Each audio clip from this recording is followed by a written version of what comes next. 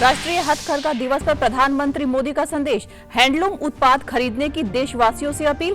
बुनकरों के हुनर को दुनिया तक पहुंचाने का आह्वान। स्थानीय उत्पादों को अपनाने पर दिया जोर। गुरुग्राम में आज 77वें राज्य स्तरीय वन महोत्सव समारोह में हरियाणा के मुख्यमंत्री ने मुख्य अतिथि के रूप में की शिरकत। कहा, यह केवल पौधे लगाने का कार्यक्रम नहीं बल्कि प्रकृति के प्रति अपना ऋण चुकाने का संकल्प है। और कैबिनेट ने कंप्रेस्ड बायोगैस के लिए राष्ट्रीय योजना गोवर्धन को दी मंजूरी। देश में बायोगैस उत्पाद बढ़कर होगा 10 गुना।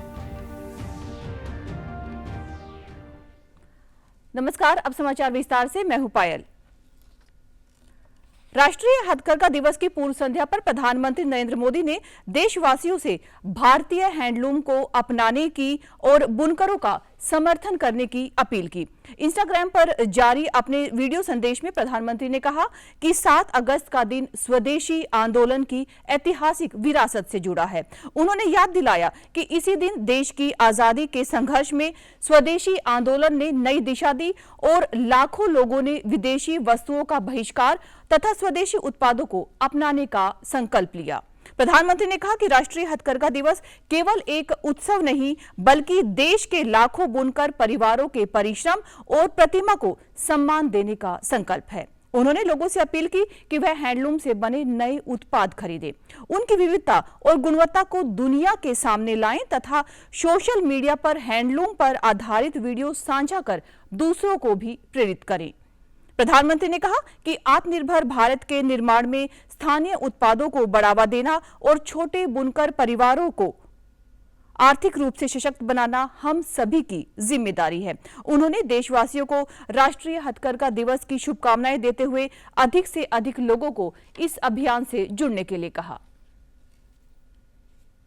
इतने ही उत्साह और उमंग के साथ हैंडलूम डे मनाना है और हैंडलूम डे मनाने का मतलब है कि हर गरीब परिवार, बुनकर परिवार जो अपने हाथों से अपनी छोटी छोटी घर में लूम पर, हमारा काम है आत्मनिर्भर भारत बनाने के लिए हमारे इन छोटे छोटे छोटे गरीब परिवारों को भी आर्थिक रूप से समृद्ध करना। आज राष्ट्रीय हैंडलूम दिवस के मौके पर नई दिल्ली में राष्ट्रपति भवन सांस्कृतिक केंद्र में आयोजित समारोह में राष्ट्रपति द्रौपदी मुर्मू मुख्य अतिथि के रूप में शामिल हुई और वर्ष 2025 के संत कबीर हथकरघा पुरस्कार तथा राष्ट्रीय हथकरघा पुरस्कार प्रदान किए। समारोह में भारत की समृद्ध हथकरघा विरासत को संरक्षित करने और देश के सांस्कृतिक एवं आर्थिक विकास में बुनकर समुदाय के योगदान को सम्मानित किया गया। समारोह का मुख्य आकर्षण 22 पुरस्कारों का वितरण होगा। इनमें 3 संत कबीर हथकरघा पुरस्कार और 19 राष्ट्रीय हथकरघा पुरस्कार शामिल है। ये पुरस्कार बुनाई, नवाचार, डिजाइन विकास, विपणन पहल, स्टार्टअप उद्यमों तथा उत्पादक कंपनियों के क्षेत्र में उत्कृष्ट कार्यों को सम्मानित किए जाएंगे। समारोह में भारत की विविध हथकरघा बुनाई परंपराओं को प्रदर्शित करने के लिए 4 स्मारक डाक टिकट जारी किए जाएंगे। इस अवसर पर राष्ट्रपति ने संबोधित भी किया। में लिए है बना देते हुए इसे वेरीफाइड कल्चरल इकोनॉमी बनाने के लिए सरकार प्रयास लगातार बढ़ा रहे हैं। गृह सज्जा और होम टेक्सटाइल क्षेत्रों में हैंडलूम को विशेष आर्थिक बढ़त मिलने की संभावनाएं बन रही है। गौरतलब है कि हर साल 7 अगस्त को मनाया जाने वाला राष्ट्रीय हथकरघा दिवस 7 अगस्त 1905 को शुरू हुए स्वदेशी आंदोलन की याद दिलाता है। हरियाणा के गुरुग्राम में आज 77वें राज्य स्तरीय वन महोत्सव का आयोजन किया गया।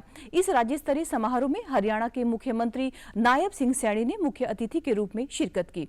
इस अवसर पर बोलते हुए उन्होंने कहा कि यह केवल पौधे लगाने का कार्यक्रम नहीं बल्कि प्रकृति के प्रति अपना ऋण चुकाने का संकल्प है। यह संकल्प को संस्कार में और संस्कार को जन आंदोलन में बदलने का दिन है। उन्होंने कहा कि हमारे लिए प्रकृति की रक्षा कोई आधुनिक विचार नहीं बल्कि हमारी सनातन संस्कृति का मूल संस्कार है। उन्होंने कहा कि इस वन महोत्सव का पहला चरण गत 30 जुलाई को करनाल में आयोजित किया गया था। उन्होंने कहा कि हरियाणा के सभी 90 विधानसभा क्षेत्र में वन महोत्सव आयोजित किए जाएंगे। केवल पौधे लगाने का कार्यक्रम नहीं है, बल्कि आज का ये कार्यक्रम प्रकृति के प्रति अपना ऋण चुकाने का आज ये हम सबका एक सामूहिक संकल्प भी है। साथियों, यह संकल्प को संस्कार और संस्कार को जन आंदोलन में बदलने का आज ये हमारा कार्यक्रम है।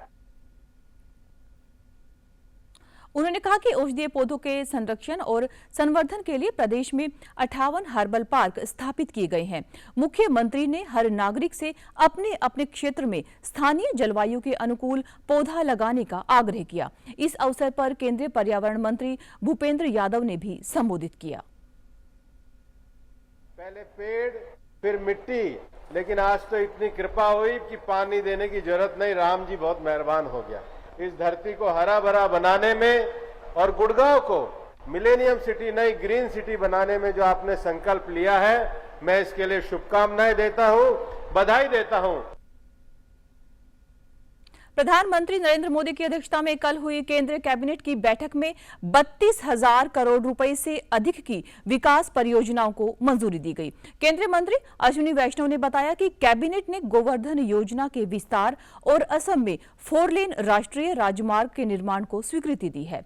इन फैसलों का उद्देश्य बुनियादी ढांचे को मजबूत करना, स्वच्छ ऊर्जा को बढ़ावा देना और क्षेत्रीय विकास को गति देना है। गोवर्धन योजना के तहत कृषि अवशेष और गोबर से कंप्रेस्ड बायोगैस सीबीजी उत्पादन को बढ़ावा दिया जाएगा, जिससे प्राकृतिक गैस आयात पर निर्भरता कम करने, किसानों की आय बढ़ाने और कचरा प्रबंधन को मजबूत करने में मदद मिलेगी। वहीं असम में बनने वाले 4 लेन राष्ट्रीय राजमार्ग से पूर्वोत्तर क्षेत्र से संपर्क, व्यापार और रोजगार के अवसर बढ़ने की उम्मीद है। परियोजना में तेजपुर बाईपास पर एक आपातकालीन लैंडिंग सुविधा के निर्माण की योजना भी है। परियोजना में 58 किलोमीटर से अधिक लंबाई के 5 प्रमुख बाईपास का निर्माण भी शामिल है। इस परियोजना से यात्रा का समय लगभग घटकर आधा हो जाएगा और वाहन परिचालन लागत कम होगी। CBD कंप्रेस्ड बायोगैस बनती है सिटी और एग्रो वेस्ट को डाइजेस्ट करने के बाद में, उसको फर्मेंट करने के बाद में, तो उससे जो गैस बनती है उस गैस के यूटिलाइजेशन के लिए अश्योर्ड ऑफ टेक का पिलर रखा गया। यानी जो भी मैन्युफैक्चर करेगा बायोगैस, उसको एक अश्योर्ड ऑफ टेक यानी उसके प्रोडक्ट को खरीदने की गारंटी दी जाएगी। संसद का मॉनसून सत्र विपक्ष के लगातार हंगामे के कारण बाधित हो रहा है। शुक्रवार को भी लोकसभा की कार्यवाही शुरू होते ही विपक्षी सदस्यों ने शोर शराबा किया। विपक्ष के इस रवैये पर लोकसभा अध्यक्ष ने नाराजगी जताई और कहा कि लोकतंत्र में संवाद सबसे अहम है और विपक्ष ऐसा नहीं होने दे रहा। केवल भारत नहीं, पूरी दुनिया मानती है ऐसे, इसलिए दुनिया भी उनसे प्रेरणा लेती है। आप सब भी उनसे प्रेरणा लो। देश के अंदर लोकतंत्र को सशक्त मजबूत करने के लिए यहाँ चर्चा, संवाद, अपने विचारों को अभिव्यक्त करो। प्रश्नकाल महत्वपूर्ण समय होता है। बाबा साहब अंबेडकर जी ने ये विचार दिया था कि देश के अंदर लोकतंत्र को सशक्त और मजबूत करना है। वहीं उच्च सदन में भी विपक्ष का हंगामा जारी रहा, जिसके चलते राज्यसभा की कार्यवाही बाधित हुई। विपक्ष ने भी गृह मंत्री की सदन में उपस्थिति को लेकर हंगामा किया। इस मुद्दे पर संसदीय कार्य मंत्री ने स्पष्ट किया कि गृह मंत्री संसद में सवेरे से देर रात तक रहते हैं। लोकसभा ने कराधान और अन्य विधियां यानी कि संशोधन विधेयक 2026 पारित कर दिया है। यह विधेयक भुगतान और निपटान प्रणाली अधिनियम 2007, आयकर अधिनियम 2225 और वित्त अधिनियम 2026 में संशोधन करना है। केंद्रीय वित्त मंत्री निर्मला सीतारमण ने विधेयक पेश किया। यह विधेयक आयकर अध्यादेश 2026 का स्थान लेगा, जिसे इस वर्ष 5 जून को जारी किया गया था। अध्यादेश को बाहरी आर्थिक घाटे के प्रभाव को कम करने, घरेलू अर्थव्यवस्था में स्थिरता सुनिश्चित करने और अधिनियम के कुछ प्रावधानों में संशोधन करके मौजूदा वैश्विक परिस्थितियों से प्रभावित प्रमुख क्षेत्रों को समर्थन देने के उद्देश्य से जारी किया गया था। विधेयक विदेशी संस्थागत निवेशकों और अंतर्राष्ट्रीय निपटान बैंक को सरकारी प्रतिभूतियों में निवेश पर अर्जित ब्याज पर आयकर से छूट देता है। यह छूट इस वर्ष 1 अप्रैल या उसके बाद अर्जित आय पर लागू होगी। पहले आयकर अधिनियम के अंतर्गत ब्याज आय पर 20%, अल्पकालिक पूंजीगत लाभ पर 30% और दीर्घकालिक पूंजीगत लाभ पर 12.5% कर लगता था। विधेयक आयकर अधिनियम में संशोधन करके अधिसूचित विशेष क्षेत्र में कच्चे हीरो की बिक्री से कुछ विदेशी कंपनियों के द्वारा अर्जित आय को कर से छूट प्रदान करता है। आज सिख धर्म के 8वें गुरु श्री गुरु हरकृष्ण साहिब जी का प्रकाश पर्व है। इस मौके पर बाला प्रीतम के नाम से विख्यात सिख गुरु हरकृष्ण को याद किया गया है। देश के केंद्रीय गृह मंत्री अमित शाह ने सिख धर्म के 8वें गुरु श्री गुरु हरकृष्ण साहिब के प्रकाश पर्व पर शुभकामनाएं दी हैं। सोशल मीडिया पोस्ट में श्री शाह ने कहा कि बाला प्रीतम के नाम से विख्यात सिख गुरु ने ज्ञान, करुणा और सेवा भाव के माध्यम से समाज को सद्भाव का मार्ग दिखाया है। गृह मंत्री ने कहा कि गुरु हरकृष्ण साहिब की शिक्षाएं देशवासियों को हमेशा जन कल्याण के मार्ग पर चलने के लिए प्रेरित करती रहेंगी। इधर पंजाब के मुख्यमंत्री भगवंत मान ने सोशल मीडिया के माध्यम से समूह संगतों को बधाइयां दी हैं। इस बारे में उन्होंने ट्वीट करते हुए लिखा कि 8वें गुरु बाला प्रीतम श्री गुरु हरकृष्ण साहिब जी के प्रकाश गुरुपुरब पर पूरी संगत को हार्दिक बधाई देते हुए उन्होंने कहा कि गुरु साहिब सभी पर अपनी कृपा दृष्टि बनाए रखें। हरियाणा के मुख्यमंत्री नायब सिंह सैनी ने भी सोशल मीडिया एक्स पर 8वें सिख गुरु श्री गुरु हरकृष्ण साहिब जी के पावन प्रकाश पर्व की समस्त देशवासियों को बधाई दी है। उन्होंने लिखा, बाल्यावस्था में ही उन्होंने मानवता, सेवा और विनम्रता का जो अनुपम उदाहरण प्रस्तुत किया, वह आज भी संपूर्ण विश्व के लिए प्रेरणा का स्रोत है। गृह मंत्री अमित शाह ने गुरुदेव रविंद्रनाथ टैगोर की पुण्यतिथि पर उन्हें श्रद्धांजलि अर्पित की है। सोशल मीडिया पोस्ट में शाह ने कहा कि गुरुदेव ने अपने लेखन के माध्यम से स्वतंत्रता आंदोलन में नई चेतना का संचार किया। उन्होंने कहा कि उनकी अमर रचना जन गण मन राष्ट्र की एकता और आत्मगौरव का प्रतीक है। शाह ने कहा कि गुरुदेव टैगोर ने विश्व भारती विश्वविद्यालय की स्थापना करके भारतीय संस्कृति, दर्शन और शिक्षा की महिमा को वैश्विक स्तर पर पहुंचाया। गृह मंत्री ने कहा कि उनका साहित्य आज भी लाखों देशवासियों के लिए प्रेरणा का एक अटूट स्रोत है। पंजाब के मुख्यमंत्री भगवंत मान ने भी सोशल मीडिया एक्स पर रविंद्रनाथ टैगोर को उनकी पुण्यतिथि पर कोटि कोटि नमन किया है।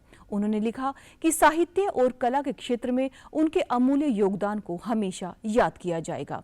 उनकी रचनाओं ने दुनिया भर में भारत का मान बढ़ाया है।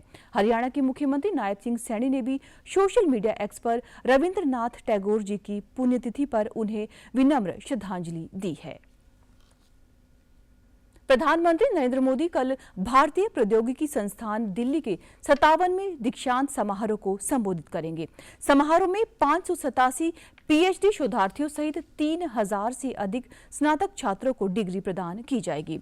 श्री मोदी मेधावी छात्रों को संस्थान के सर्वोच्च सम्मान राष्ट्रपति स्वर्ण पदक, निदेशक स्वर्ण पदक, शंकर दयाल शर्मा स्वर्ण पदक और परफेक्ट 10 स्वर्ण पदक प्रदान करेंगे। इस अवसर पर प्रधानमंत्री आईआईटी दिल्ली के सोनीपत परिसर में स्थापित आर्टिफिशियल इंटेलिजेंस से संचालित उच्च प्रदर्शन सुपर कंप्यूटिंग सुविधा परम प्रज्ञा का उद्घाटन भी करेंगे।